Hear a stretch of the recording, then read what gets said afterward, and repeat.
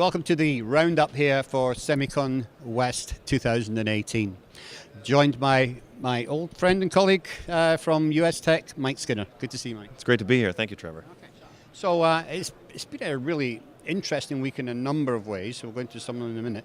But the show itself looks pretty much the same. A lot of renovation going on here at the Moscone Centre, of course. Foot traffic seems to be similar.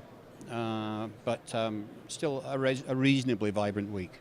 Yeah, I agree. A couple of interesting things this year. We have a new the Wearable Technology Conference over there in the North Hall. Mm-hmm. The South Hall actually it picked up. I thought traffic was much more improved over there than over last year. Yeah. But here in the North Hall, things are they quieted down a little bit today. I think the show is it's a little bit smaller. Mm-hmm. They filled out the area of booth space with some of these sort of integrated like show areas. There's like the Smart Tech Hub, the Tech Spot over I think in the other hall as well. Yeah, they've got the Smart Tech Hub here. They've also got a Smart Manufacturing Hub over in the South Hall there, which was quite interesting. That's been run by SEMI, and I had a fairly in-depth interview with them earlier in the week. One of the most interesting things that came out of that was about the standards thing that's going on in the industry for smart factory. They of course were behind SECGEM, which has been in the industry for years, but back in our neck of the woods, if you like, in the SMT business, we kind of felt that it had stagnated for 4 or 5 years ago, and there was a cost attached to it, so basically the industry got together, worked with IPC to develop CFX. But I'm hearing this week that, well, SECGEM hasn't been standing still. It's been developing a lot, and more importantly, the recent JARA standard that's come out has aligned itself with SECGEM, where Hermes standard has aligned with CFX. So that's really interesting. Yeah, it is very interesting to hear, and it is neat to see. Now even over here, in the semiconductor industry, to see these guys coming together to try and make their own version of the smart factory and the front end.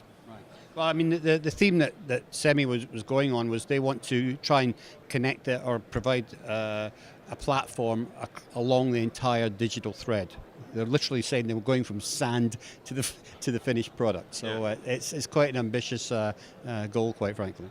Yeah, it is. Yeah, so there you go. So anyway, what other things do we see? You were over at the solar convention, I believe, which is across the road. What were your takeaways from that? The solar industry is picking up. A couple of years ago, I think there was kind of a slump. This year, I was speaking to a couple of companies over there, and some of them were fairly concerned about recent tariffs. Mm-hmm. I know that here in the U.S., we just slapped like a 30% tariff on solar modules coming imports into the country.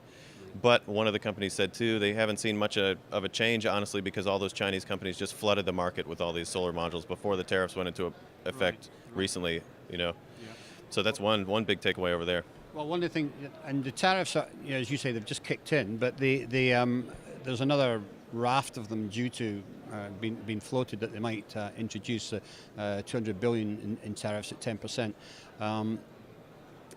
That is causing a lot of companies to hold back on investment. There's definitely been a pullback, I've noticed this week, on some of the projects and investment. Yeah, I think so. It's also compounded by the fact that there's this huge global component shortage because of massive demand. And now as people are pulling back a little bit from free trade, it can just add to these people, to these companies, hesitation to get wrapped up into 5 or 6 year development plans for new products.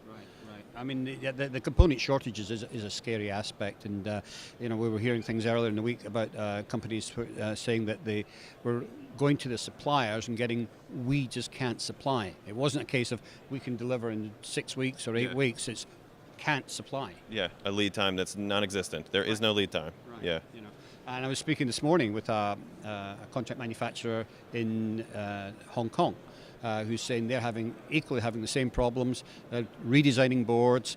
They're having to look at things on the edge of the grey market, but they don't really want to go there. Yeah. And because there's a lot of counterfeit coming in as a result of this. Yeah, and that's also driving. I mean, here too, a lot of new uses for X-ray as well. I know with at least in SMT, there's a lot of X-ray being used now for component counting as well as just verifying counterfeits. Absolutely. Yeah. Good point. Good point. Great. Okay. Well, Mike, it's always great to get your perspective on things. It's been a fast and furious week, and we look forward to maybe where the next show is. I think you're going to be possibly Electronica later in the year. Oh no, you're going to be SMTI next. SMTA first, Yep. and then we'll be at Electronica, and I think US Tech. We'll see you down in Guadalajara in Mexico Right. a little bit later as well. Great. Okay. Yeah. Look forward to it. Thank you.